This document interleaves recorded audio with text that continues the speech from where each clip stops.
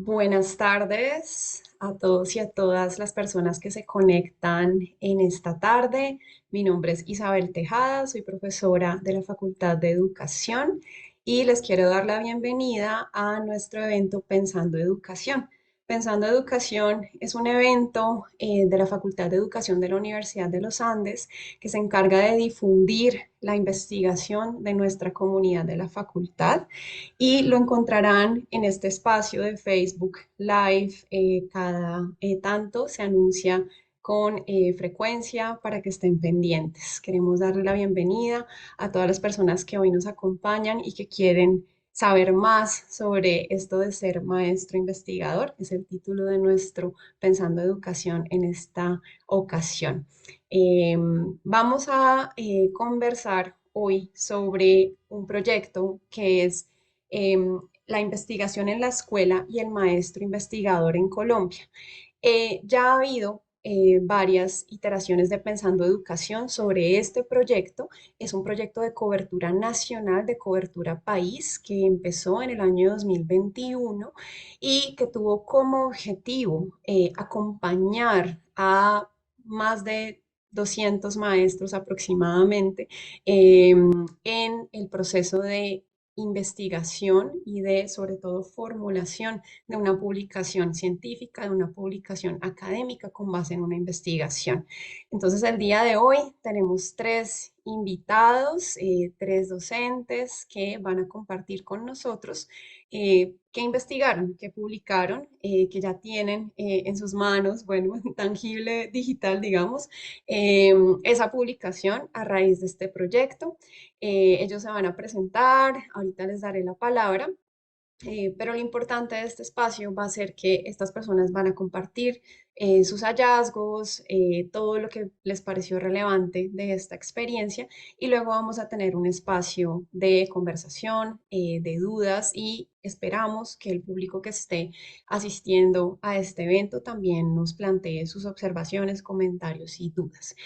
Más adelante, hacia el final de la sesión, les compartiremos también detalles si están interesados en investigar, de ser maestros investigadores. También tenemos materiales y recursos que queremos compartirles que han quedado como producto de este proyecto.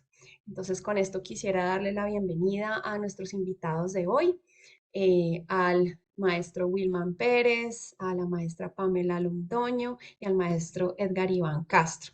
Les voy a contar en qué consiste nuestra dinámica el día de hoy. Cada uno va a presentar su investigación, va a compartir pantalla, les va a hacer una presentación y vamos a intercambiar al final de cada uno un poco y luego al final de las presentaciones de los tres haremos una ronda de preguntas y también incluiremos las preguntas que haya del público. Entonces vamos a empezar con el maestro Edgar Iván Castro y antes de eso, bueno, les voy a dar el orden. Edgar Iván, luego va a hablar Pamela Londoño y finalmente el maestro Wilman Pérez. Quisiera pedirles antes de empezar que se presenten, que el público sepa de dónde vienen, de dónde se conectan y que, digamos qué personas nos están acompañando el día de hoy, con qué áreas de especialidad. Entonces empezamos contigo, maestro Edgar.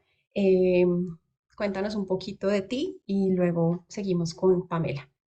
Listo, entonces buenas tardes a todos los presentes. Mi nombre es Edgar Iván Castro Zapata, soy normalista superior, licenciado en básica con énfasis en matemáticas, humanidades y lengua castellana, magíster en educación y estudiante de doctorado en educación de la Universidad de San Buenaventura. Actualmente me desempeño como docente de bachillerato en una institución educativa colombiana de carácter público.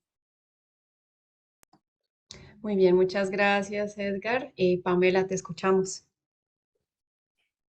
Hola, buenas tardes. Mi nombre es Pamela Londoño, soy normalista superior, licenciada en lenguas extranjeras. Tengo una especialización en TICS, magíster en educación y estudiante de doctorado en educación. Soy docente de primaria en una institución educativa pública en Santiago de Cali. Gracias, Pamela. Ahora, Wilman, por favor, adelante. Sí, un saludo cordial a toda Colombia y a todo el mundo. Pues en este momento mi nombre es Wilman Pérez, yo soy administrador de empresas y contador. Tengo una especialización en gerencia de negocios internacionales, Tratado Lozano de Bogotá.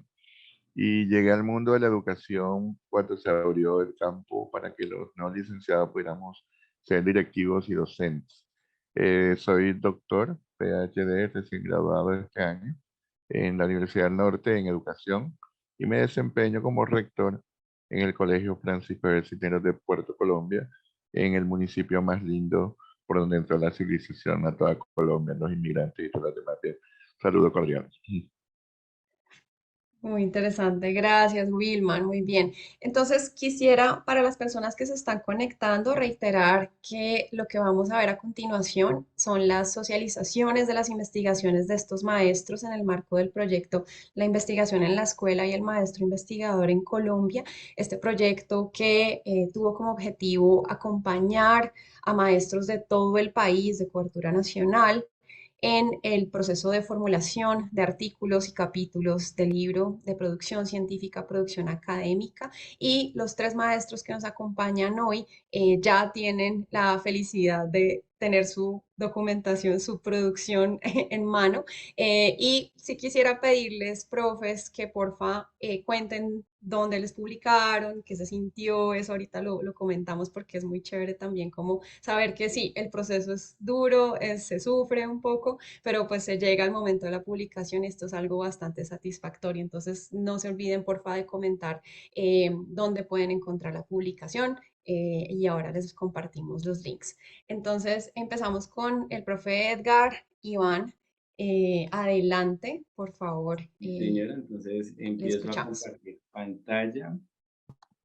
Me confirman si la estamos viendo, Correcto, la estamos viendo. ¿sí? Sí, Corramos por aquí abajo. Listo, y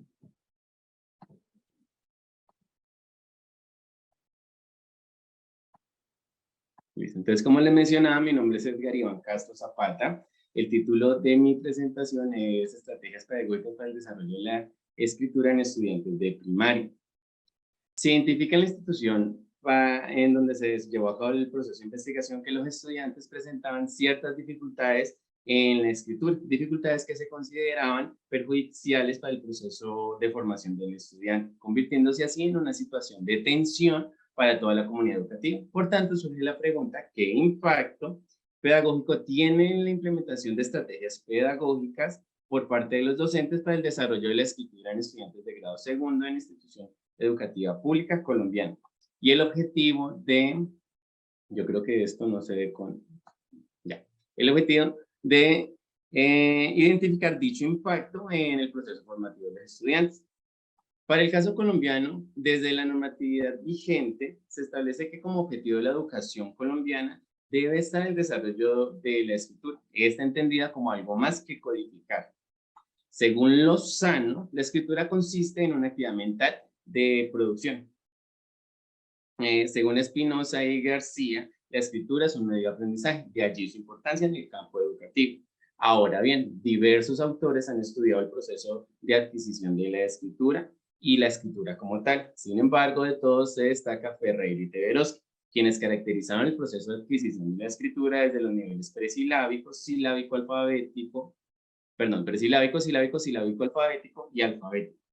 Por otro lado, se asume que en la escritura se puede presentar la disgrafía, la cual según a Julia Guerra y Albuja consiste en una mala escritura en relación con un déficit neurológico. Igualmente se puede presentar la disortografía, la cual según García y Negra y Fontaneda consiste en una dificultad que impide escribir correctamente debido a la confusión de normas ortográficas, fonemas y grafemas. Finalmente, se reconoce la estrategia pedagógica como un instrumento para el fortalecimiento de la escritura bajo posturas que van desde Navarro y Pavón hasta Pacheco, además del concepto de estrategia pedagógica como una actividad seleccionada por el docente con la intención de alcanzar un objetivo de aprendizaje según Suárez y Belén y Gamboa y colaboradores. El método de la investigación fue mixto. Asimismo, tuvo un alcance descriptivo, todo bajo un diseño exploratorio secuencial y una modalidad derivativa. La población del estudio fueron los niños de grado segundo de primaria y sus respectivos docentes. de la jornada mañana y tarde. La muestra fue de 20 niños de grado segundo y 4 docentes. Se usó como instrumentos de recolección de información la entrevista semiestructurada, el diario de campo y la guía de observación aplicada a partir de los escritos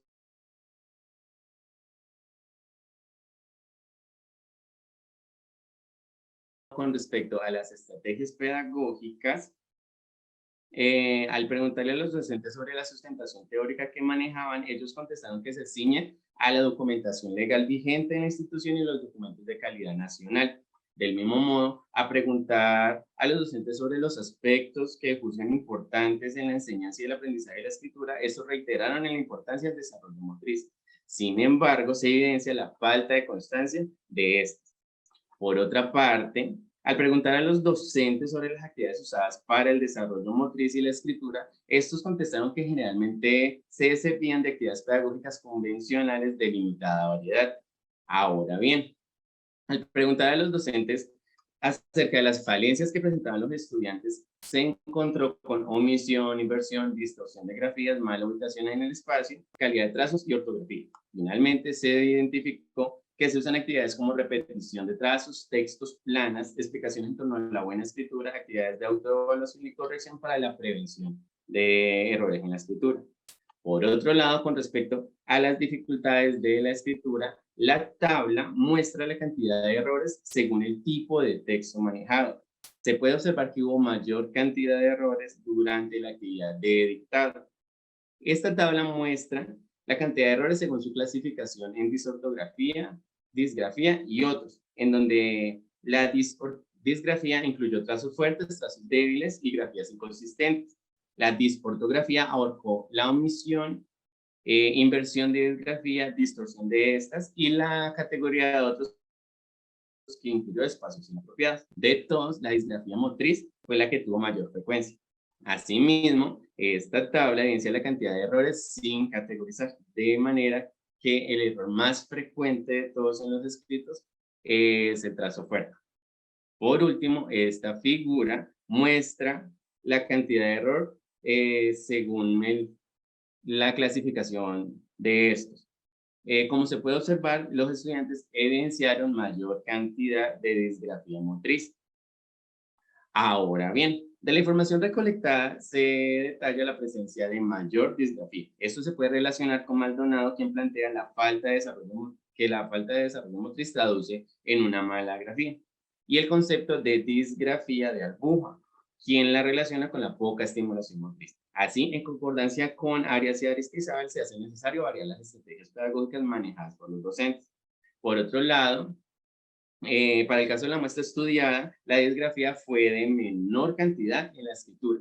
Así, al tener en cuenta a Rojas, se puede inferir que las estrategias pedagógicas manejadas por los docentes han permitido un buen dominio de la coordinación visomanual. Por último, con relación a los espacios inapropiados entre grafías, Angulo y Flores proponen que la desorientación en espacio conduce a confundirse en el garabateo. Por tanto, se infiere que las estrategias pedagógicas aplicadas por los docentes requieren un refuerzo en el trato de este aspecto, algo que favorece la escritura según Rojas. Por último, como conclusiones, se plantea que las estrategias pedagógicas usadas por los docentes de grado segundo en su mayoría no son constantes ni abarcan diversidad de actividades motrices. Este aspecto podría ser un factor por el cual se da la disgrafía en los estudiantes. Por tanto, se sustenta la necesidad de el uso de estrategias pedagógicas que fomenten el desarrollo motriz de manera constante y variada. Por otro lado, se podría decir que las actividades para el desarrollo de la habilidad escritural ejecutadas por los docentes han resultado en una cantidad baja de disortografía. Sin embargo, se reconoce que se podría abarcar el fortalecimiento de la coordinación visomanual y la ubicación espacial para evitar la distorsión y omisión de grafías. Finalmente, se concluye que las estrategias pedagógicas usadas en el grado segundo requieren de una fundamentación teórica que permita diversidad de actividades para el fortalecimiento de la escritura. Muy agradecido con ustedes por la atención prestada. Les comparto la bibliografía utilizada en esta presentación.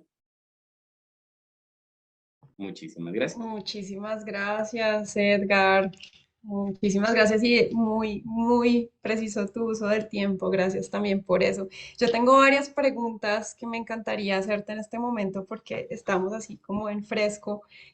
Lo primero es, has presentado un estudio sobre algo súper específico, ¿sí? Que es Sí, las disgrafías, o sea, estas primeras instancias de escritura que tenemos todas las personas en la escuela.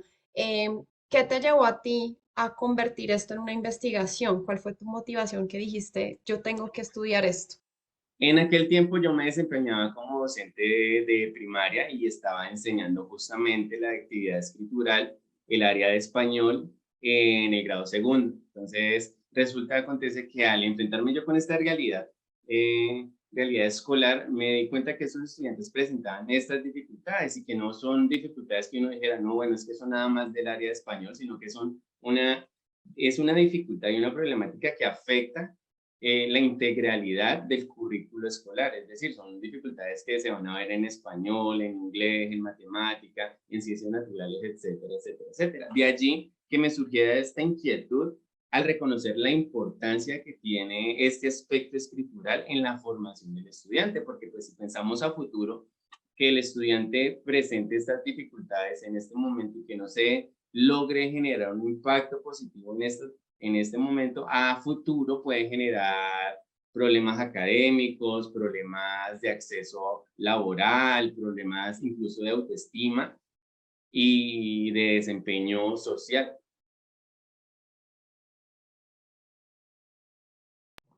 De acuerdo. Y esto me parece buenísimo que lo conectes con todas las áreas en las que puede impactar. Me parece que eso es algo supremamente importante de la investigación. A veces pensamos que la investigación solamente atañe a un área o a una dimensión del ser humano y cuando estamos haciendo investigación en la práctica pedagógica es súper importante pensar esto que estás diciendo tú, Edgar, es el impacto que esto va a tener en el desarrollo eventual de estos sujetos que estabas teniendo tú. Gracias por esa respuesta. Otra pregunta que me surge, que me pareció fascinante de lo que cuentas, Edgar, es que tú decides adoptar un enfoque mixto. Esto es algo que a veces las personas no conocen o que le tienen un poquito de temor porque es como mezclar quanti y quali. ¿Qué nos podrías decir de tu experiencia a propósito?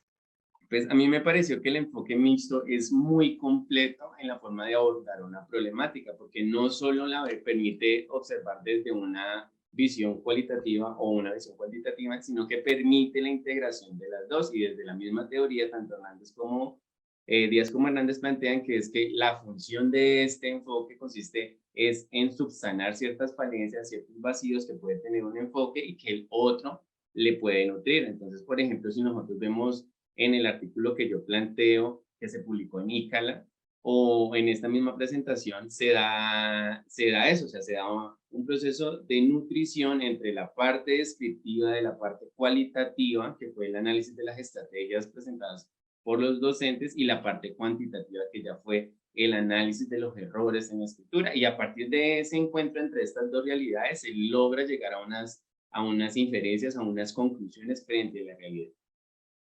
Ujú. De acuerdo. Entonces, muy interesante en Facebook, en los comentarios en Facebook, ya les pusimos el enlace a la revista Ícala. De hecho, las tres investigaciones que estamos presentando el día de hoy fueron publicadas en la revista Ícala, que es la revista, una de las revistas de la Universidad de Antioquia, una revista que tiene un muy buen ranking académico nacional y también internacional. Entonces, quisiéramos enfatizar mucho para las personas que están interesadas en explorar qué es esto del enfoque mixto, cómo llegó Edgar a formular esto. Allí pueden tener un muy buen ejemplo sobre esto. Una última preguntita, Edgar, y es, yo sé que a veces uno, cuando hace la investigación, uno tiene unas maneras de formular y uno pues atiende como a la comunidad académica desde un registro académico, desde un discurso académico.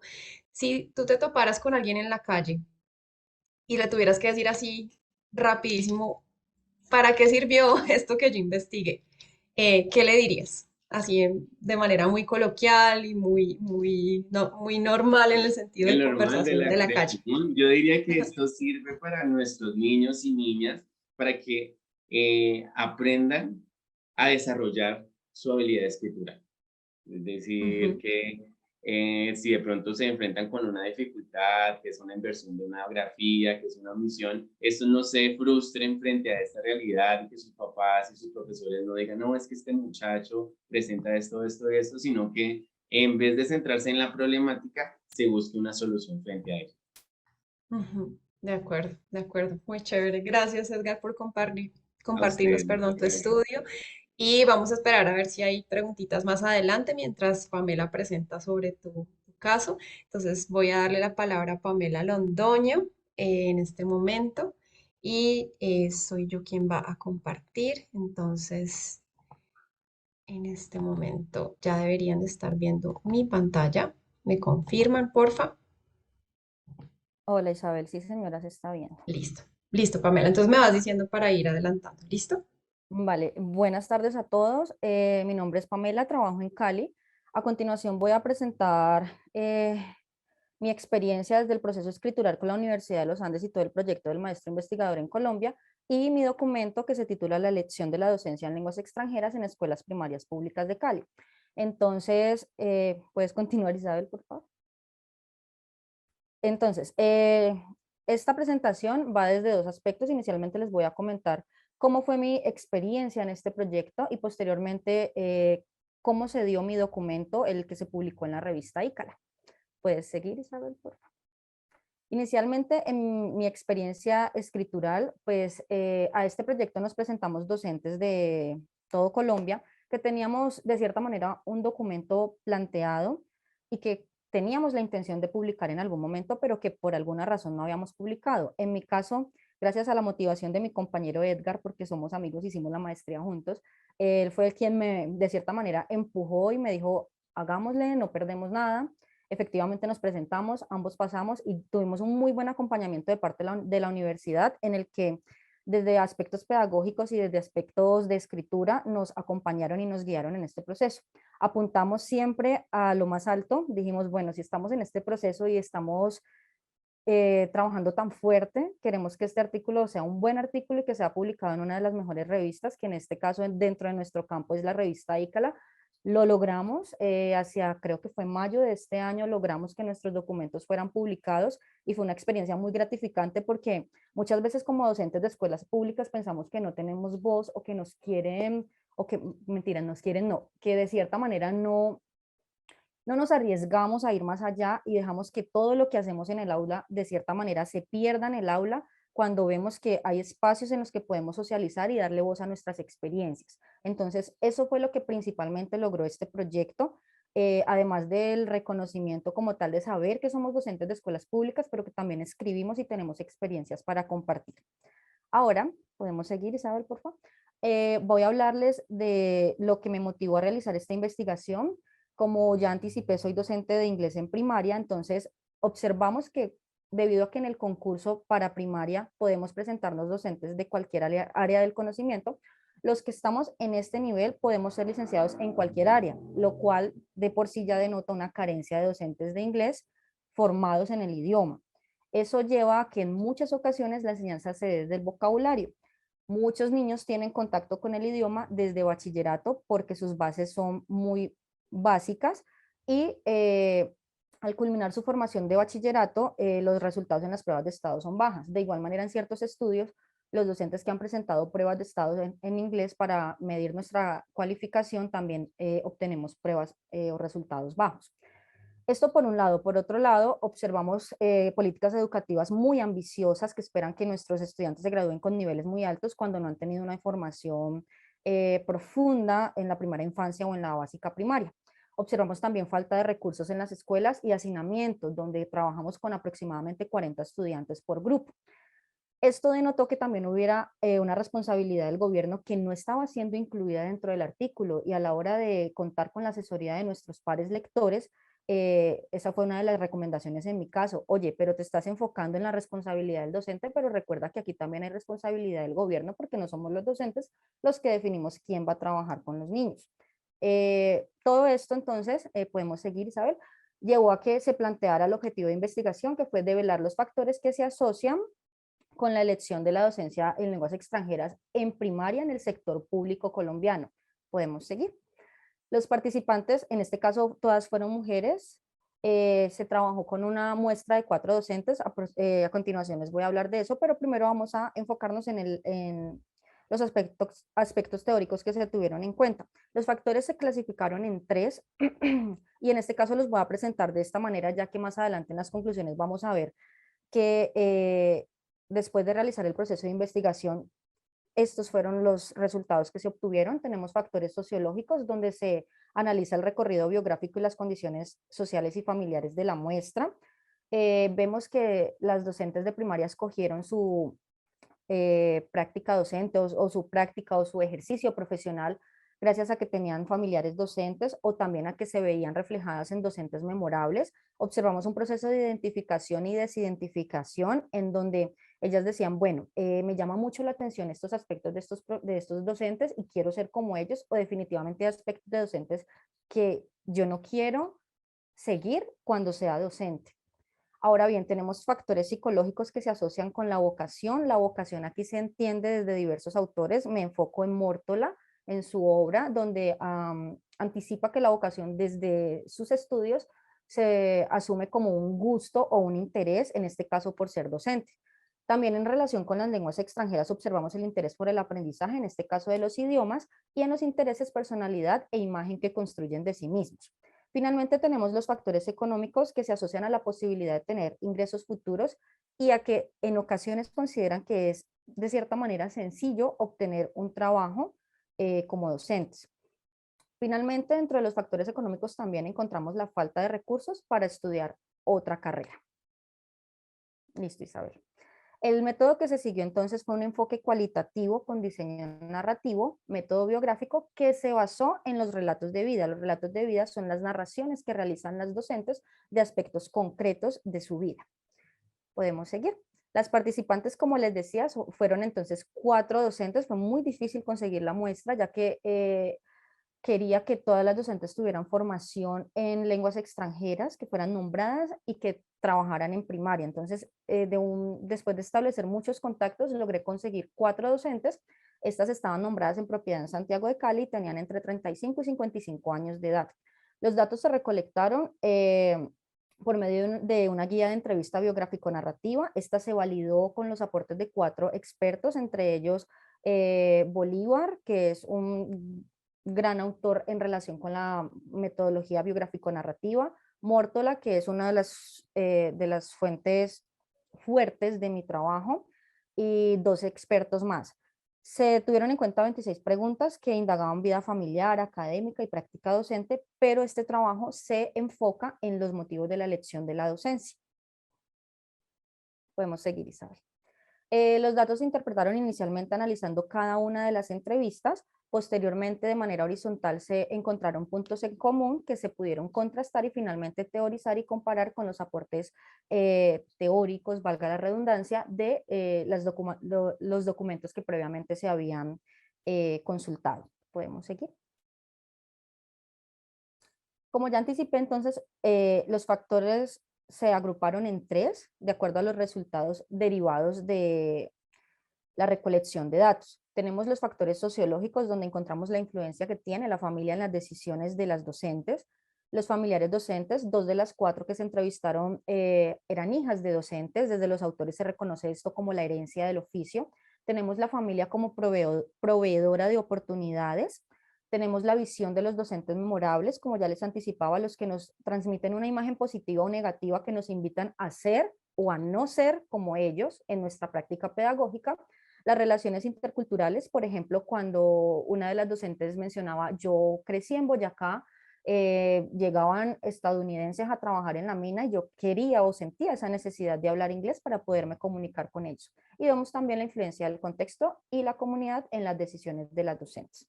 Dentro de los factores económicos encontramos el contexto, pero el contexto es de la oferta educativa. Por ejemplo, si no tenían los recursos para que las docentes estudiaran en otra ciudad o si la universidad a la que podían acceder era una universidad pública, la elección de esta carrera se dio porque era la carrera a la que podían ingresar teniendo en cuenta sus realidades económicas. En cuanto a la elección ya de su práctica, mencionan que la docencia en inglés ofrece una salida laboral rápida. Una docente mencionaba Yo quería ser docente de francés, pero era más fácil conseguir trabajo como licenciada en inglés, entonces por eso tuve que escoger el idioma inglés en vez de francés. Y en cuanto al campo o al sector público, mencionan siempre, las cuatro coinciden en lo mismo, en que este sector facilita la estabilidad laboral, pensión y prestaciones sociales, además de las vacaciones. Dentro de los aspectos psicológicos, que son el último grupo de factores que encontramos la vocación, que como ya anticipé desde Mórtola y otros autores se concibe como un gusto por, en este caso, la docencia. Los juegos tempranos, las niñas, dos de las docentes mencionaron que jugaban a ser docentes con sus amiguitos de la cuadra o con sus hermanitos menores, y la culminación de un proyecto deseado. En el caso del inglés particularmente, evidenciaban gusto por el idioma y adicionalmente una formación previa en este. Podemos avanzar, Isabel, al que sigue, a la siguiente. Listo. Dentro de las recomendaciones que se realizaron en el documento, que tuvo varias ediciones, encontramos inicialmente la necesidad de vincular docentes de inglés en primaria y que se den de cierta manera estímulos para que los licenciados en lenguas extranjeras no se presenten solamente a ser docentes de bachillerato, sino que también se presenten al nivel de primaria. Adicionalmente, se requiere una capacitación constante, pero que sea continua en el tiempo, no que sea un curso y que se termine. En cuanto a las políticas, sabemos que yo creo que todos queremos lo mismo, avancen los estudiantes, pero deben ser políticas aterrizadas y que en el mejor de los casos nos vinculen a nosotros los docentes en su formulación. Y finalmente, y yo creo que sería el ideal, que se lograra una formación bilingüe desde la primera infancia, desde transición, para que los licenciados en lenguas extranjeras no empiecen la formación de los niños en bachillerato. En la siguiente diapositiva están las referencias que se tuvieron en cuenta. Muy bien, gracias, Pamela. Muchas gracias por compartir nuestro estudio. Es fascinante la diversidad de estudios que comprendió este proyecto. Ustedes lo pueden estar constatando aquí. Empezamos hablando de la habilidad de escritura en la primera infancia, en la primaria, y ahora nos encontramos con una investigación también muy interesante de Pamela, que es sobre la elección de la labor docente, de la vocación docente. Entonces me pareció muy interesante pasar a hacer esta transición de un tema a otro y ver que uno como maestro puede investigar sobre prácticamente lo que quiera, siempre y cuando haya un interés genuino. Quisiera preguntarte, Pamela, ¿cuál fue eso para ti? ¿Por qué dijiste, este es mi tema? Bueno, hay dos aspectos bien importantes. El primero es que para la época en la que desarrollé este trabajo, eh, sentía la necesidad de cierta manera, darle voz a las historias de vida, a lo que somos y a nuestra trayectoria, porque esto determina nuestro quehacer.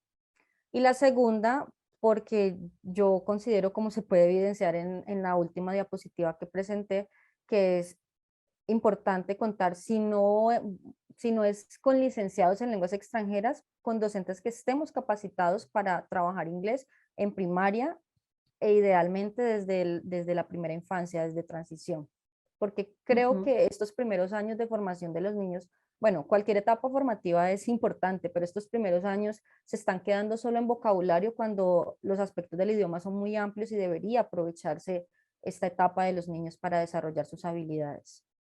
De acuerdo, me parece muy pertinente también esa sección que planteas de recomendaciones y yo creo que es muy interesante cómo tu investigación desemboca en esas recomendaciones, particularmente en algo que ya han dicho muchos maestros y es la necesidad de ver la posibilidad de plantear la educación del inglés o una formación en inglés desde mucho antes de los grados en los que está actualmente. Esto pues redundaría en lo que tú dices, un mayor dominio de esa lengua o de las lenguas que se planteen desde esa primera infancia. Entonces me parece muy interesante cómo el tema de la vocación docente desemboca también en recomendaciones de política educativa. Creo que eso también es algo que también lo vimos para Edgar, es como esto no viene solito, ¿sí? Sino que está atado a un propósito más grande. Esto es fundamental en la investigación.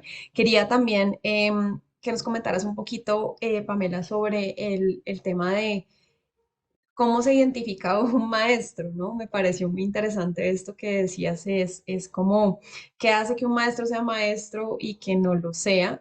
¿Tú recuerdas así como de los datos qué características decían de esos maestros que les inspiraron y de aquellos que no les inspiraron tanto?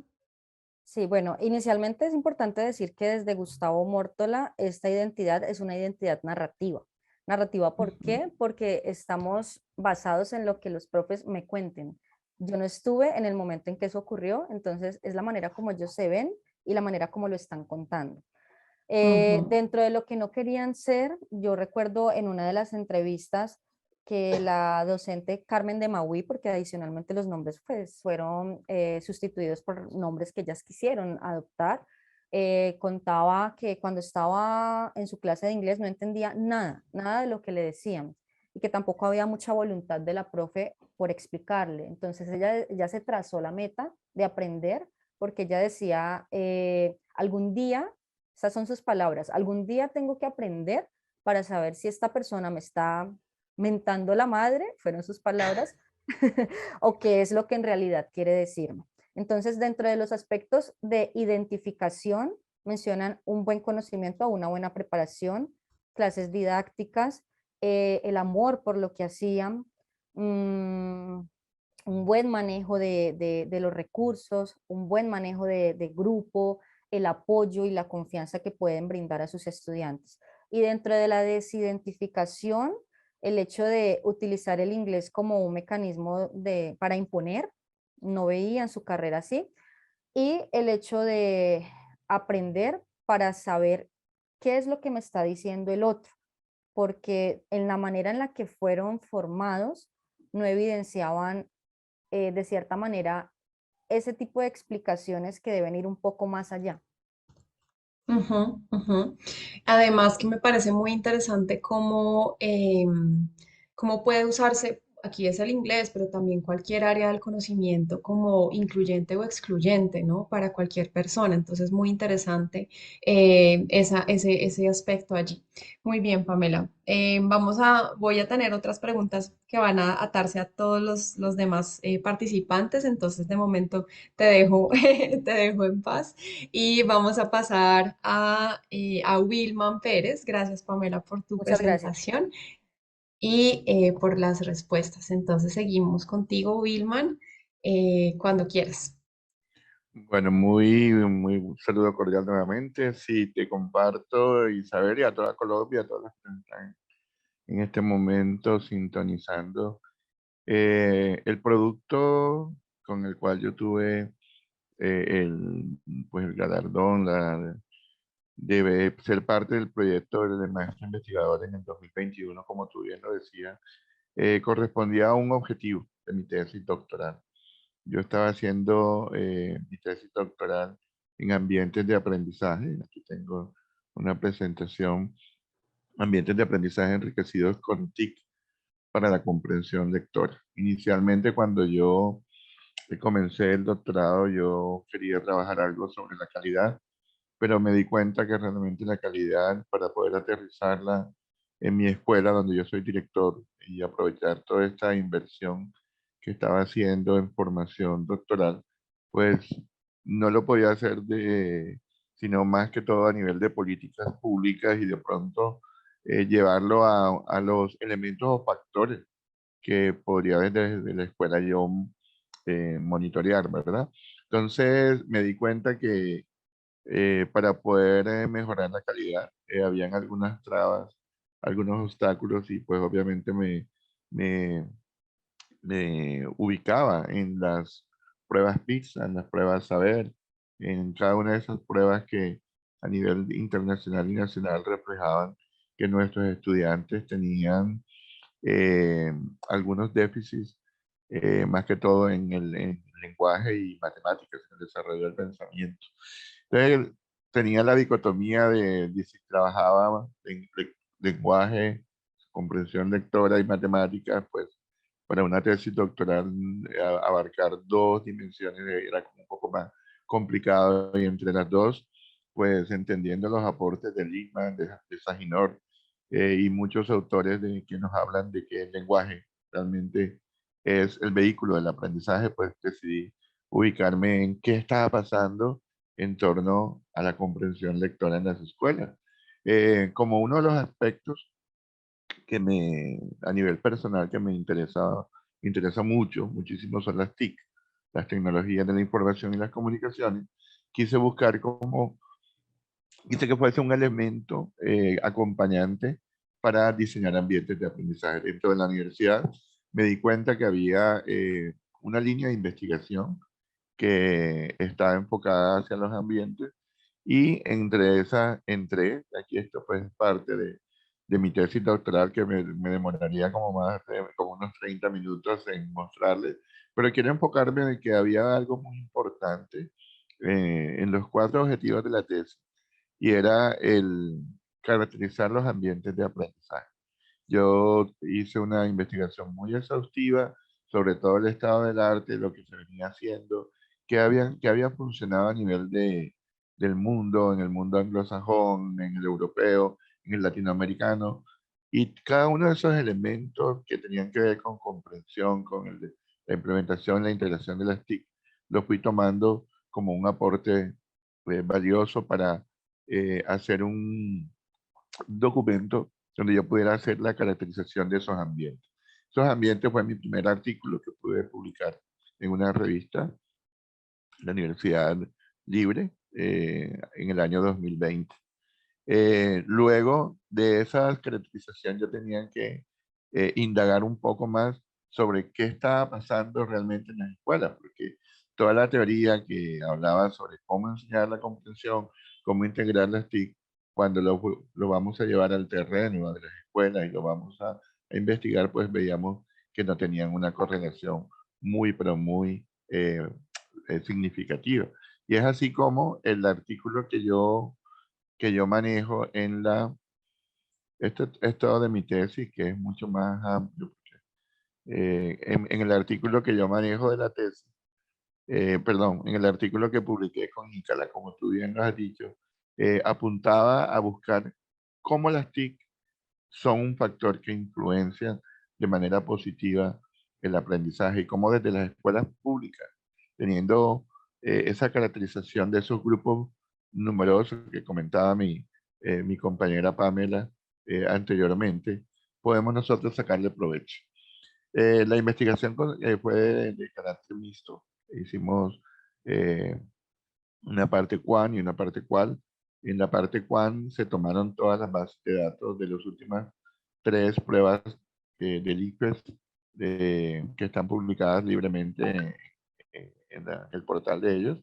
Tomamos todos los resultados de las 10.500 instituciones educativas, la depuramos hasta obtener una muestra de 7.738 escuelas que no tenían datos errados, copiosos. A veces habían algunas escuelas que tenían datos con indicios de copia, entonces todas esas escuelas las depuramos, las sacamos, quedamos con una base de datos que cruzamos con el DANE. Al cruzar el DANE y los resultados del INPE en la prueba de lenguaje, pudimos hacer en el instrumento ISPS y PSS, analizamos estadísticamente qué tanta correlación tenían estas 2 variables y realmente vimos que era muy, muy débil. 0,75, 0,42, 0,043, lo cual realmente coincidía con algunos escritos y con lo que la OCDE recientemente en la prueba del 2018 había dado a entender que las TIC, en lugar de estar favoreciendo los aprendizajes, estaba aquí generando en los jóvenes un proceso recesivo que realmente estaba siendo más utilizada no para el aprendizaje, sino para el ocio y para algunos tipos, todos los distractores que nosotros sabemos cuando hablamos de las redes sociales y demás. Y también otros artículos que habían mirado y habían hecho un estudio del Observatorio de la Universidad del Norte e inclusive algunos de la Universidad de la UIS y de la Universidad de los Andes. Nosotros veíamos que había que hacer algo, porque esa poca correlación, entendiéndose que las TIC deberían ser el apoyo más grande para poder potenciar los aprendizajes. Entonces, nos dimos a la tarea de pues aterrizar a las escuelas. Contactamos 10 escuelas y le invitamos a 50, nos aceptaron solo 10, y aplicamos un instrumento que mide el nivel de madurez, que está basado en una de las guías que el Ministerio de Educación Nacional contempla para la autoevaluación. Esas preguntas estructuradas y ese instrumento que ya había sido validado en una investigación de la Universidad del Norte recientemente, lo pudimos aplicar y vimos que estas 10 escuelas, cuando mirábamos su nivel de madurez, pues estaba en muy bajo. Las TIC o no estaban, no se habían iniciado o apenas estaban en esa fase de existencia. No había un mejoramiento continuo que nosotros digamos, pues bueno, aquí en Colombia el Ministerio de las TIC, de Computadores para Educar, han hecho unas grandes inversiones como lo han habido en toda Latinoamérica. Y han habido dotaciones de equipos, dotación en infraestructura. Quizás de pronto no hablemos de la brecha entre lo rural y lo urbano, pero sí en esas instituciones que están en el campo urbano, pues porque aún no se refleja este tipo de mejoras. Y nos pudimos dar cuenta que dentro de las preguntas, cuando se enfocaba a que no existe un grupo estratégico o un equipo estratégico que lidere la incorporación de las TIC, la falta de un liderazgo pedagógico en este tema, la falta también de conocimiento de los docentes con respecto a los modelos de integración, de cómo estas pueden ser llevadas e integradas al aula. Todo esto fue antes de la pandemia, donde todo el mundo le tocó, pues en la gran mayoría le tocó aprender o sí. Pues las escuelas que no trabajaron con guías, porque muchas les tocó trabajar con guías, el resultado era pues muy bajo. De allí miramos a, bueno, ¿qué está pasando entonces con el tema de la lectura? Y aplicamos otros instrumentos, aplicamos un instrumento, a los docentes también le aplicamos un instrumento a la escuela mía, donde estábamos haciendo una intervención para que se lograse pues una mejora en los procesos académicos. Nos dimos cuenta que los profesores también estaban en la gran mayoría en este nivel explorador que vemos aquí. Poquitos en nivel integrador, después se utilizaban las tecnologías, obviamente, desde lo que puede ser un aula de informática, un proyector, quizás un internet, pero no había todavía, estoy hablando antes de la pandemia, una plataforma LMS o que integráramos simuladores o algunas herramientas como nos tocó aprender de manera muy, pero muy rápida para poder enfrentar la pandemia. Nos dimos también cuenta que los profesores en el tema de las diferentes áreas, inclusive en el área del lenguaje, cuando salió todo esto que comenzamos a hablar de lectura crítica, no había habido como una actualización en donde ellos pudieran, eh, como ellos como formadores de nuestros estudiantes, que son los que presentan las pruebas, adolecían de formación para enseñar cómo trabajar tipos de preguntas de tipo crítico, ¿verdad? Entonces nos tocó mirar eso no como un aspecto negativo, sino como una falencia de la misma escuela, que no le había dado las herramientas y del mismo sistema para que nuestros profesores puedan estar al nivel de lo que hoy en día se exige, como es el preparar a los muchachos en el tema de lectura crítica. Eso fue algo, un aspecto, lo comparamos con los estudiantes y vimos cómo adquirimos una información de entrada que nos permitió desarrollar una, un plan de formación que fue básico en la escuela. Estos son otros aspectos que se dieron en la escuela, pero este también tuvo que ver con el artículo y es que hicimos una técnica de metaplan, hicimos una asamblea profesoral en donde nos preguntamos a nosotros mismos qué realmente estaba pasando. Y ahí pues apuntaron muchas cosas. Uno de los elementos es que las estrategias explícitas de la comprensión lectora no se estaban enseñando de la manera como lo dicen los autores, ¿verdad? Como lo explican o como los modelos que nos habla Lera González, Méndez del Río, Ávila Trujillo, todos estos autores que son pues las eminencias y los fundamentos en la teoría lingüística para los profesores de lenguaje. También nos dimos cuenta que los demás profesores utilizaban las lecturas, pero no había una enseñanza explícita del vocabulario, la enseñanza de la lectura digital no estaba. Entonces nos dimos en esa tarea y recogimos todos esos factores. O sea, lo que yo comparto en el artículo que elaboré y del cual tuve toda la ayuda de parte de la Universidad de los Andes, es dos factores que son muy primordiales. La enseñanza explícita de estas estrategias con un modelo de integración de las TIC y cómo desde la escuela pública, que tiene usualmente 45 estudiantes, pudiésemos hacer algo para no estar llorando con respecto a las políticas que nos están siendo impuestas en este momento con la relación técnica de estudiante-docente. Entonces, básicamente, esas fueron las conclusiones a las que llegamos.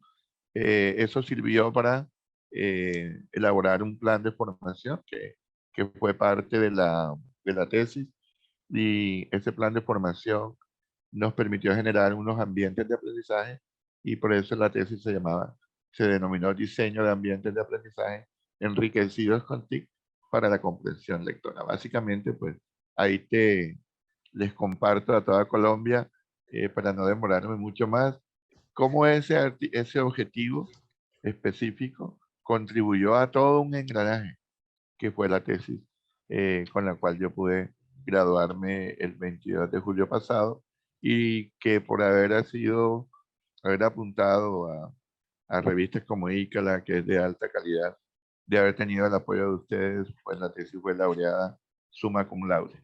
Tuve las tres distinciones meritorias, y pues muy contento con Dios, que fue el que hizo todo esto posible, y muy contento con la Universidad, obviamente del Norte, que fue mi formador, mi tutora, la doctora Carmen, pero el apoyo de ustedes para este artículo fue top, top. Sí. Wilman, qué maravilla todo lo que nos compartiste. Yo creo que es fascinante ver y me parece súper chévere también que Pamela y Edgar hayan podido ser testigos de este proceso que nos compartes. Ellos están en su proceso de realización del doctorado, entonces es muy motivante, muy estimulante ver cómo un objetivo aparentemente pequeño, el doctorado, desemboca en algo tan impresionante como lo que dices. Felicitaciones también por ese reconocimiento, esos reconocimientos que te dieron en la universidad. Yo siento que es muy interesante lo que nos cuentas, sobre todo con lo que está pasando actualmente. Especialmente yo siento como profesora que después de la pandemia tenemos otra población. Creo que el hecho de haber sido educados durante casi 2 años por medio de las pantallas, generó un impacto que apenas estamos empezando a comprender, y siento que estudios como el tuyo van a tener un gran, pues van a dar una base, una línea, van a dar líneas sobre lo que podemos entender qué es el aporte efectivamente de las tecnologías, pero también esos riesgos y esos posibles pues retos que nos presenta a los maestros tener las tecnologías ahí presentes todo el tiempo desde nuestros estudiantes. A mí me pareció muy interesante, no profundizaste mucho allí, Wilman, y me gustaría mucho que nos dieras un pequeño ejemplo de en qué consistían los ambientes de aprendizaje que diseñaron, cómo los estructuraron, qué características podrías decirnos que tenían, un poquito como para darnos un Claro que sí. indicativo, y ya pusimos el enlace a tu artículo de ICALA en el chat de Facebook para quienes estén interesados. Cómo no, ya te voy a compartir una imagen que está en la tesis, y que fue uno de los aportes muy importantes donde yo creo que compacté todo lo que tiene que ver con lo que es un diseño de ambientes de aprendizaje. Déjame, y lo organizo aquí. Esta que está aquí. Sí. Bueno, esta está negra. Un momentito, Sí, quizás se ve esta un oscura. poquito. Ujú. Esta sí, vamos a Eso, entrar. perfecto. La Ajá. amplío un poquito. Bueno, uno de los productos de las características de los ambientes tienen que ver desde las diferentes dimensiones, que es otra parte que yo trabajé no en el artículo, pero sí en la tesis, y es la dimensión física. Hay una dimensión física que como director tenemos que nosotros gestionar, y es la dotación del mobiliario, todo el tema, el que exista una aula especializada para laboratorio de comprensión lectora física con todo un mobiliario con cojines, con sofá, con internet, con impresora braille, con aire acondicionado, internet, pantalla de proyección. Esta dotación tecnológica que estamos viendo aquí, conectividad a internet, computadores, proyector, no debe faltar, ¿verdad? Debe haber también dentro de lo físico una biblioteca dotada con libros, Wi-Fi y PC, auditorio con conexión a Wi-Fi y pasillos con carteleras murales que promuevan la lectura. Eso es lo físico. Obviamente desde el área de lenguaje, todos los salones pues, deben contribuir a la enseñanza de la comprensión. Desde la dimensión tecnológica y pedagógica, el diseño del DUA, el diseño universal de aprendizaje, que es hoy en día un enfoque, no puede desagregarse. Los tres principios rectores del DUA deben existir cada vez que se diseña un ambiente, ya sea que el ambiente sea una sola clase, que sea una unidad, que sea un capítulo, una unidad temática completa para el periodo. Los tres, los tres principios rectores deben estar presentes. Proveer múltiples medios de representación a los chicos, proveer múltiples medios para que ellos nos representen lo que han aprendido como de la manera en que ellos lo consideren mejor, y los múltiples medios de compromiso de vincularlos de manera eh, motivada. Eh, los modelos de integración de las TIC, hay muchos. El Azure es el que yo más recomiendo, que utiliza Corea del Sur, porque tiene en cuenta tanto el DUA como los modelos eclécticos de los modelos pedagógicos que pueden tomar de cualquiera de las teorías existentes. Pero existen muchos otros modelos que uno se pueda casar, pues sería mejor. Un aspecto son los elementos de la instrucción efectiva aplicada a la lectura, que nos enseña Dobler e Eagleton. Quizás a Pamela y a Edgar les pueda interesar. La instrucción de la enseñanza explícita en lenguaje, en inglés, tiene un modelo son 4 pasos: el modelado, el andamiaje, la práctica y la retroalimentación. El autor los profundiza en detalle, y este modelo lo implementamos y vimos cómo nuestros estudiantes aumentaron en el término de un periodo, aumentaron sus desempeños en comprensión. La modalidad de enseñanza híbrida eh, fue una herencia, como tú lo comentaste ahorita. Ya a nosotros nos quedaron ambientes en plataformas LMS. No nos gustó Google Classroom. Usamos Canvas LMS y tenemos contenido en estas plataformas que están siendo organizadas como un legado para nuestra institución, ya que todos los profesores diseñaron ahí en la medida, y este año ha sido como un año en el que estamos poniendo todo en un orden para que quede como un repositorio de nuestra institución. Esto lo debería tener cualquier institución para cuando un estudiante enferma, cuando un estudiante tiene algún problema que tenga que retirarse, pues la escuela tiene que seguir respondiendo ante ellos. Muy Recursos bien. TIC, sí, recursos TIC para la enseñanza y el aprendizaje. Ahí te menciono las plataformas. La Canvas es la que nosotros pero a lo largo de los años trabajamos con Schoology. Está Google Classroom, que lo usan muchas personas. El modo, que es bastante chévere. Blackboard, que utilizan universidades. Microsoft Teams y las demás. Recursos especiales en comprensión lectora. Nos apoyamos Kami. Kami es una herramienta espectacular. En pandemia fue dada gratis, ahora ya cobran $100 por el año, pero es muy buena para todas las áreas, pero más en el lenguaje. El Actively Learn para enseñar la lectura digital. El Read and Write, estos son plugins que nos sirven para nosotros poder leer y hacer marcaciones y hacer todas las manipulaciones que hace uno con los libros, cuando hace comentarios, cuando escribe, resalta, lo puede hacer para los navegadores, cualquiera de los navegadores, y compartirlo con los estudiantes. Lexil para medir la carga cognitiva de una lectura, la cantidad de palabras, el grado de complejidad de acuerdo con los grados escolares. Es una medida más que todo utilizada en Estados Unidos, pero que también sirve para qué tanta carga cognitiva tiene una lectura que yo escogí y que quiero compartir con mis estudiantes de grado octavo o de grado noveno. Apps de lectura como Wattpad y todo lo que existen para la lectura libre que ellos manejan. Formatos impresos y digitales, fueron los, ¿verdad? Libros, fragmentos con este nivel que te hablaba ahorita.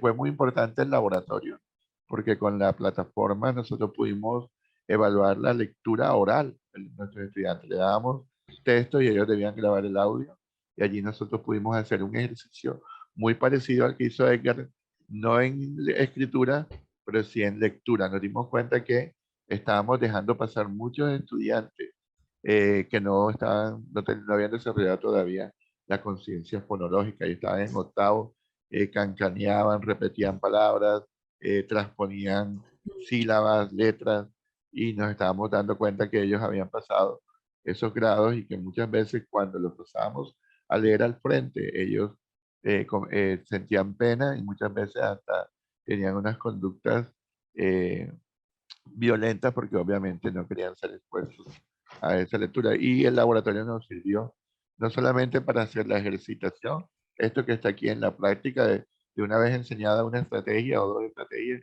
quedaban ahí lecturas que las podía ver el docente, cómo lo desarrollaban desde la plataforma y calificarlas con la retroalimentación esta, que puede ver, te equivocaste aquí, o con un comentario atinente a que él mejorara, no para calificarlo por sí. Y en la dimensión pedagógica y lingüística, estos aspectos que están aquí, los docentes del área de lenguaje son la autoridad epistémica en la enseñanza de la Wilman, comunicación. Sí, perdóname, te interrumpo porque yo creo que ya ella ya nos sí, empieza a correr el tiempo. Me parece sí. fantástico, de verdad, lo Igual, que nos acabas de compartir. sí, Yo confío y espero en que las personas que están viendo y que van a ver esto luego también puedan hacerle zoom a al póster que nos acabas de compartir porque me pareció súper sintético de lo que ustedes hicieron y creo que les da muchas ideas para lo que pueden hacer. Personalmente he usado varias de estas herramientas y estoy de acuerdo contigo en que funcionan muy bien y son una muy buena manera de integrar esto que ya nos ofrece las dinámicas actuales de tecnología a nuestro campo. Fascinante, de verdad. Yo quiero invitarles a que abran, descarguen los artículos que les estamos poniendo en los comentarios en Facebook. Y quiero ahorita cerrar porque ya se nos está acabando el tiempo increíble, cerrar con algunas impresiones, experiencias que ustedes tuvieron del proyecto como tal, de la experiencia del proyecto de la investigación en la escuela y el maestro investigador en Colombia. Pamela, por ejemplo, mencionaba hace poquito lo de arriesgarse, ¿no? Entonces ahorita me gustaría que ahondáramos en ese tipo de comentarios. Antes de pasar allí, tengo dos informaciones que me parece importante. La primera es que si hay maestros como John Edwin, que comentó en Facebook, que estén viéndonos y que hayan sido parte del proyecto y que quieran comentar también de su experiencia, súper chévere leerles para que comenten allí en Facebook. Y también en un ratito para aquellos que no hicieron parte del proyecto, pero estén interesados en tener una experiencia similar, recuerden que tenemos un curso en Colombia Aprende, donde fue el mismo curso que hicieron Pamela Willman y Edgar. Es un curso gamificado, súper chévere, hay recursos de investigación para ustedes también hacer todo el proceso de escritura que hicieron estos profes que están aquí hoy con nosotros. Entonces, les vamos a dejar el enlace, es ingresar a Colombia Aprende, registrarse y busquen en la herramienta de búsqueda el título del proyecto, la investigación en la escuela y el maestro investigador en Colombia. Les debe aparecer el icono del curso y es un curso autónomo, autogestionado. Entonces, así como Wilman ahorita mencionaba, una plataforma que es Moodle, que pues ustedes la deben conocer seguramente, y ahí se autogestionan también su proceso de aprendizaje. Se los recomendamos un montón. Fue un gran esfuerzo haber puesto este curso. Fueron varias manos, varias cabezas pensándolo y muchísimos otros profesores que nos ayudaron a reforzarlo, validarlo, mejorarlo. Entonces, bueno, profes, les quiero hacer unas preguntas para ir redondeando nuestra discusión sobre su experiencia. Me parecería chévere que mantuviéramos el mismo orden que tuvimos de intervención. Entonces, quisiera preguntarles cuáles fueron sus retos y sus dificultades en este proceso del maestro investigador en el proyecto. Si quieres, Edgar, empezamos contigo. Mis retos y dificultades, creería yo que es como esa parte, esa carencia del aspecto investigativo, o sea, de poder, como decía la compañera, arriesgarnos a traer a colación una realidad que todos los docentes podemos vivir o que de pronto una persona en específico está viviendo y que será por falta de conocimiento, algunas veces por miedo a escribir, por miedo a ay, qué dirán los compañeros, de pronto por la falta de recursos, de pronto por la falta de educación y formación en el tema, perdemos estas oportunidades. Entonces perdemos estas oportunidades de convertir una situación problema en una situación que puede nutrir nuestra práctica pedagógica, y no solo nuestra práctica pedagógica, sino la práctica pedagógica de muchas personas que en llegado un momento nos pueden leer y pueden decir, pues mira, esto me sirve, esto no me sirve, yo lo abordaría de esta manera o lo abordaría de otra manera.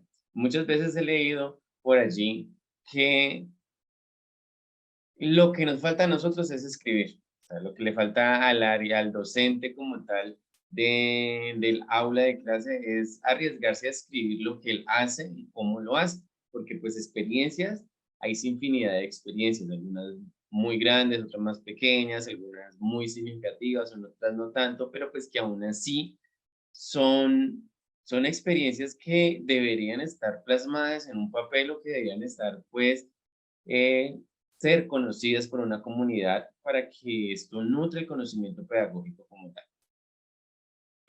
Gracias, Edgar. Súper chévere. Pamela, cuéntanos. Bueno, Isabel, además de lo que ya mencioné en mi presentación, creo que uno de los aspectos que más juega es el hecho de considerar que tenemos poca experiencia en la escritura. El caso de ese temor a equivocarnos, el caso de si estamos respetando la voz de los otros, si estamos referenciando adecuadamente, si estamos cayendo en plagio. Yo creo que eso genera mucho temor en los que no tenemos experiencia a la hora de publicar.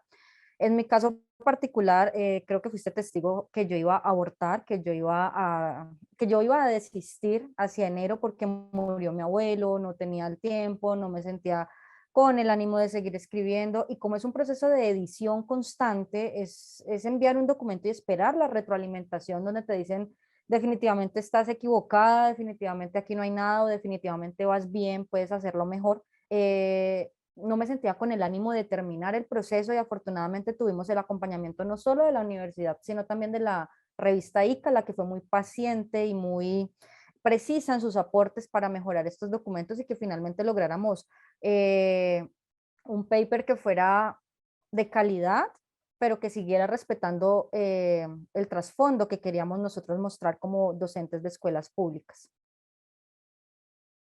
Maravilloso, sí, yo también quiero sumarme a ese reconocimiento a la revista ICALA, que es la que reúne los textos de ustedes el día de hoy. Siento que fueron muy rigurosos a la vez muy educativos con esos comentarios. El proceso fue para todos que los están viendo hoy el mismo que siguen todas las personas que mandan sus textos a la revista Ícara. No hubo ninguna excepción, ni hubo nada, no, nos trataron igual, absolutamente igual. Hubo textos rechazados, de hecho. Entonces es importante visibilizar este proceso, como dice Pamela. Gracias por ese comentario.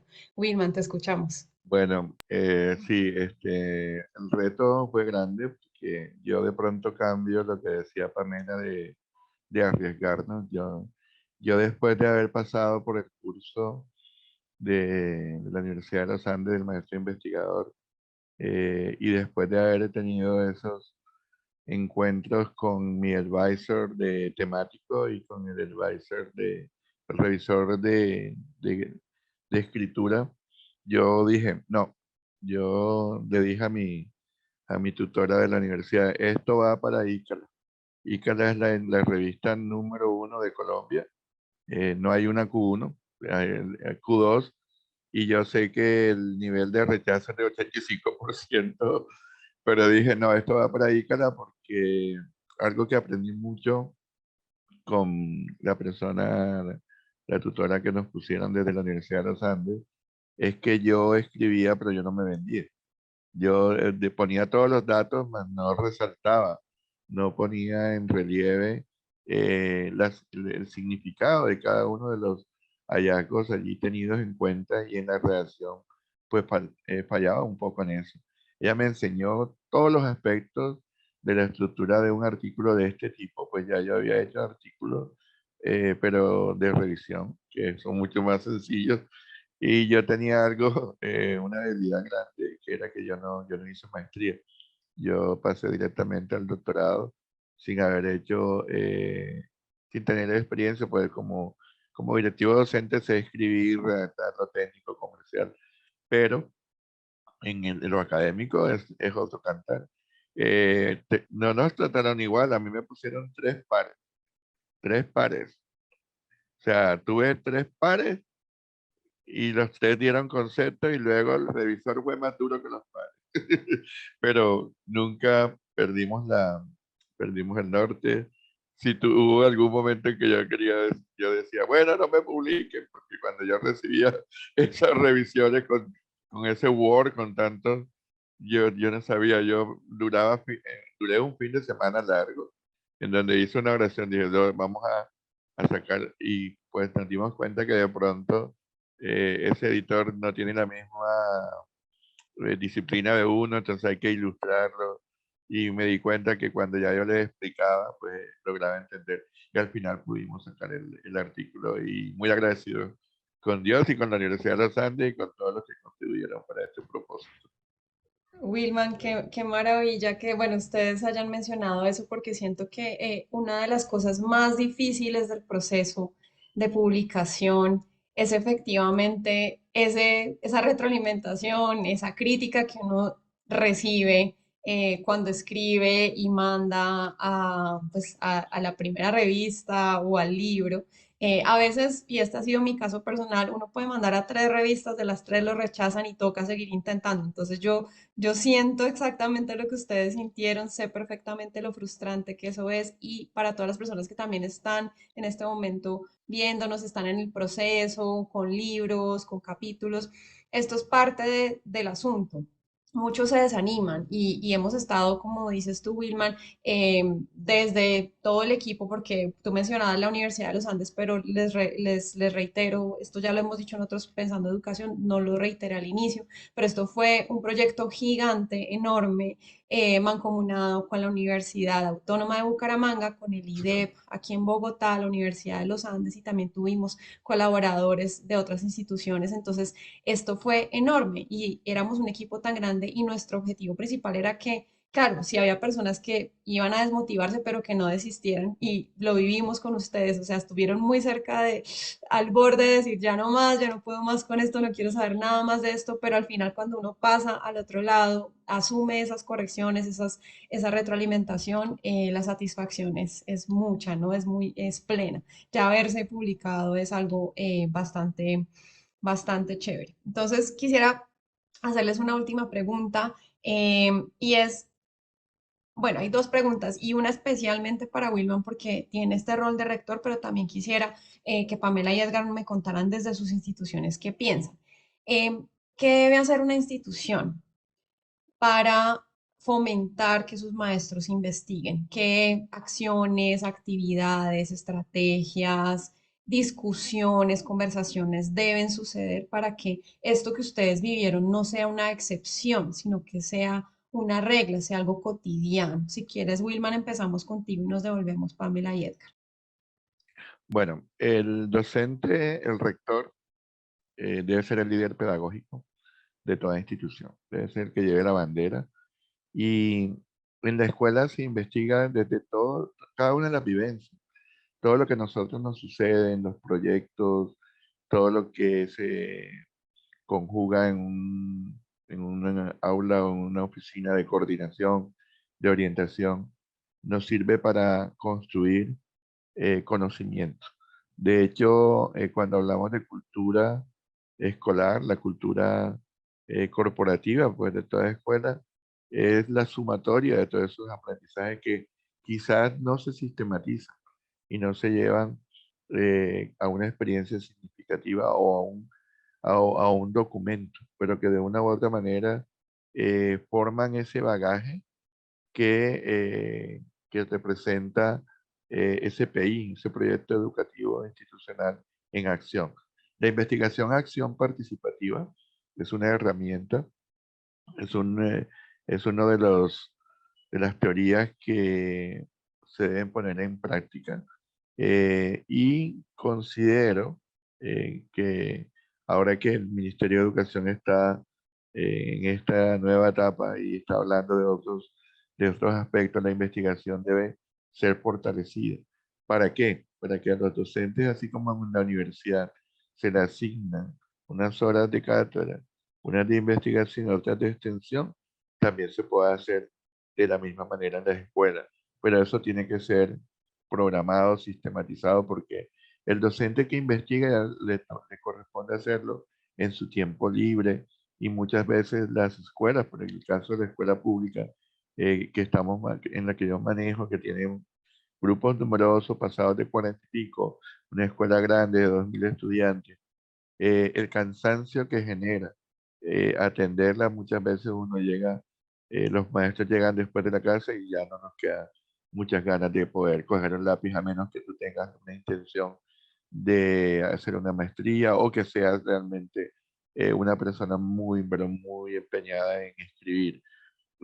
Yo considero que para el gobierno, para las políticas, desde allá ustedes que tienen mucha influencia, podamos considerar que la asignación académica hayan horas para aquellos profesores que les interesen, que son en su gran mayoría los docentes. El que no, pues, pero que sea algo asignado y que tenga retribución también y reconocimiento. Es De mi acuerdo, punto de vista. de acuerdo. Muchísimas gracias, Wilman. Pamela, te escuchamos.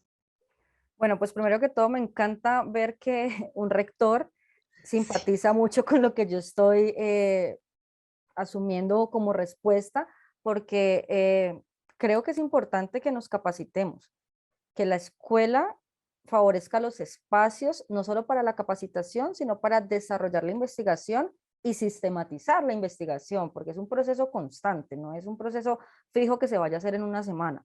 Y finalmente, ojalá tuviéramos un rector o coordinadores que nos motiven a hacerlo, porque muchas veces, como lo dice Wilman, llegamos, hacemos lo que nos corresponde y terminamos exhaustos porque no solamente atendemos lo que es académico, sino también lo que es comportamental, las situaciones de convivencia, etcétera, y no nos da la mente, el cuerpo, el cansancio es mucho y no nos enfocamos en estos aspectos de investigación.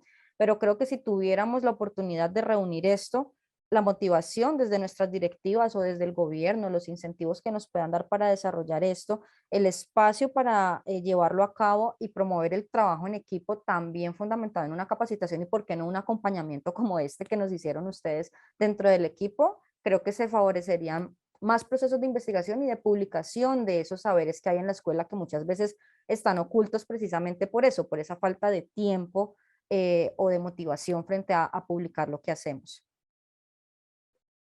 De acuerdo, totalmente, Pamela, ese apoyo es necesario y qué chévere que Wilman esté aquí representando esa posibilidad. Edgar, te escuchamos. Eso. Pues yo armonizo totalmente con los compañeros, tanto con Wilmar como mi amiga Pamela, porque yo creo que falta es abrir esos espacios en las escuelas, o sea, lograr que la labor docente trascienda de simplemente enseñar, de simplemente transmitir conocimientos y en algunas otras ocasiones limitarse a situaciones muy particulares del contexto y abrirse a espacios de investigación, de búsqueda de conocimiento, de convertir el aula de clase en un laboratorio para el docente y para el estudiante, en donde no sea solamente el docente el que aprende, sino que es el estudiante a la par quien va desarrollando habilidades y destrezas. Y lograr que un rector esté hablando de ello, que esté diciendo, sí, hay que abrir esos espacios, hay que generar y fomentar que el docente investigue, se cuestione, reflexione frente a su práctica, es muy bonito y es muy gratificante porque entonces va a haber un cambio, va a haber una mejora, va a haber una transición en esta área de la educación.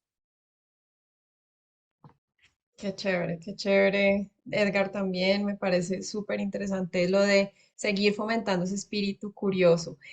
Una última pregunta y mensaje para cerrar nuestro Pensando Educación y es para las personas que van a ver esto, que lo están viendo en este momento y que lo van a ver a futuro, que son maestros y maestras que quieren investigar y que quieren publicar, quieren escribir, bien sea una investigación acción, como decía Wilman, o una investigación empírica o teórica, ¿qué consejo les darían? ¿Qué recomendación les darían desde su experiencia, que vivieron estos retos, que vivieron esta satisfacción de ser publicados? Si quieres, Edgar, arrancamos contigo.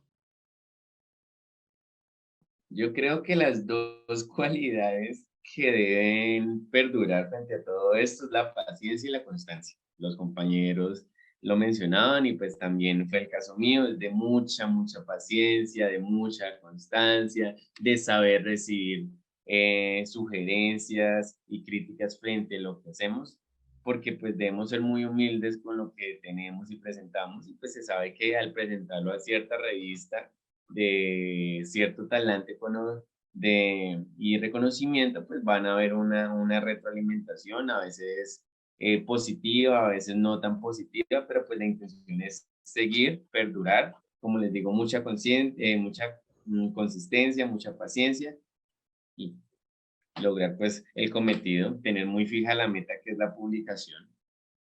Muy bien, gracias, Edgar. Pamela.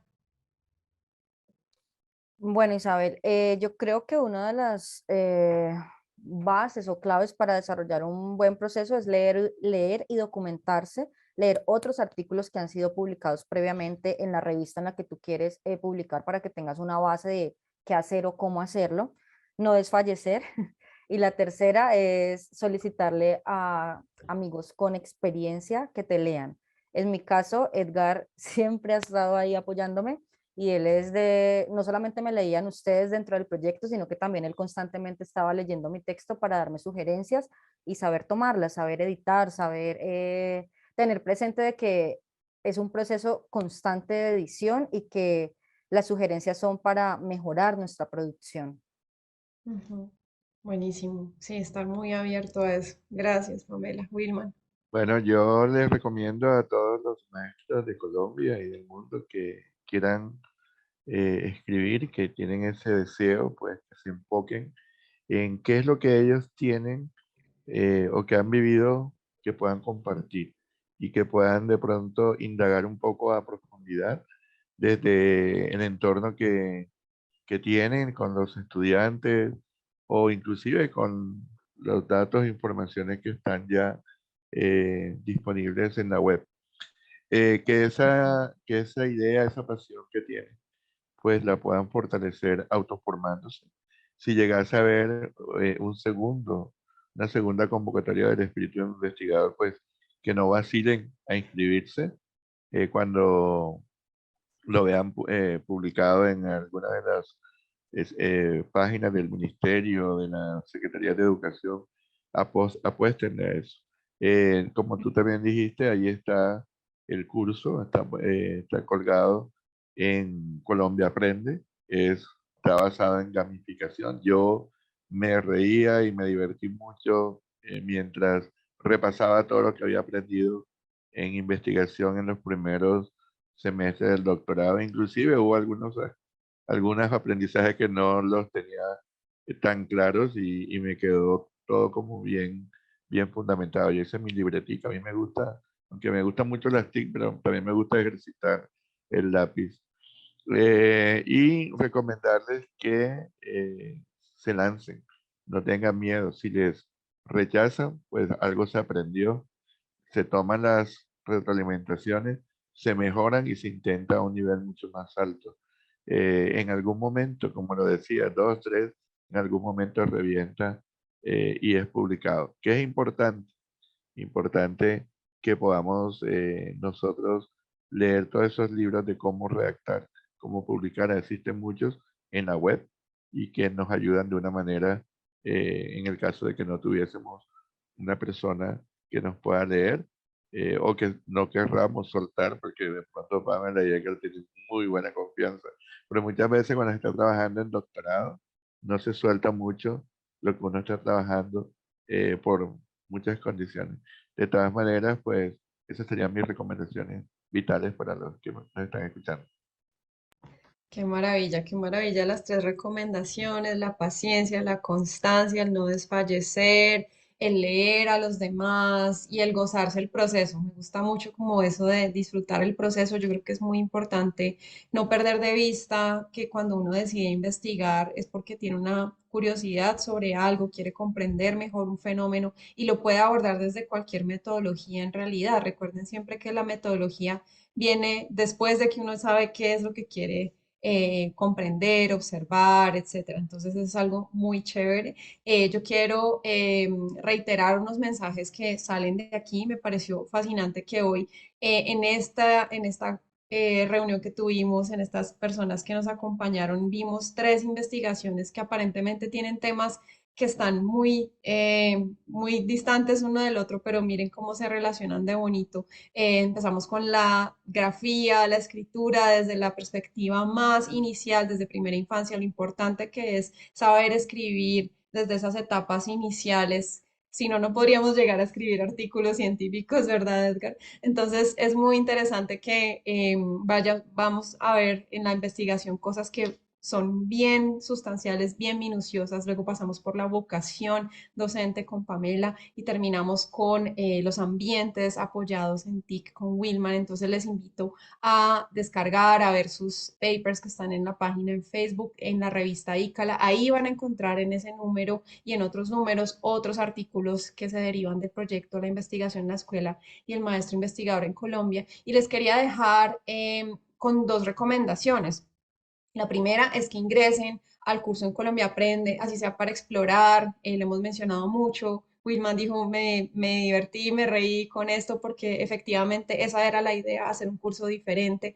Entonces aprovechen este recurso que está ahí, es gratuito, es para ustedes. Y también estén muy pendientes de este proyecto en el sentido de que todo lo que están produciendo los maestros está saliendo en este momento, ¿sí? Están publicándose los capítulos, están publicándose los artículos, entonces toda esa producción a la que le metimos la ficha todo este año largo está empezando a salir. Entonces, por favor, revisen lo que decía Pamela, me parece fundamental. Léanse entre ustedes.